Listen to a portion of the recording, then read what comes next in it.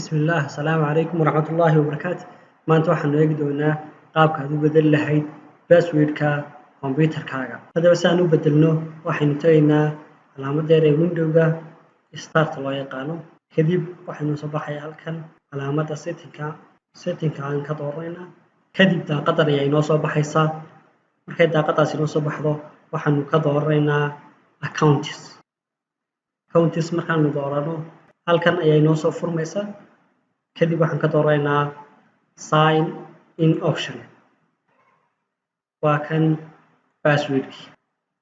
Kadib passwordka markaan saa ugu dhufano halkan hoose waxay nooga soo baxaysaa change. Passwordkii hore ayaanu gelinaynaa. Kadib next baan odhanaynaa. Passwordka cusub ayaanu gelinaynaa. Ka hubin kartaa haddii kalena waxaad ku eeganaysaa hubitaanka ayaad ku hubinaysaa. Waxaan ku xasuusan karno ayaanu halkan ku qoranaynaa. Laakiin hintisku hadduu passwordka la mid noqdo uu ku diidayaa. Laakiin waxaad ku xasuusan kartid ayaad dooranaysaa. Kadib next. Passwordku isku mid maahan buuri. Okay isku mid baanu ka dhignay. Waa kaas passwordku bedelmay. Next time-kana wuxuu noqon doonaa passwordka cusubaa ayuuna weydiin doonaa way finish. Passwordku saabuu ku bedelmay oo passwordka cusubaa ayuu qaatay. Wassalaamu calaykum waraxmatullaahi wabarakaatuh.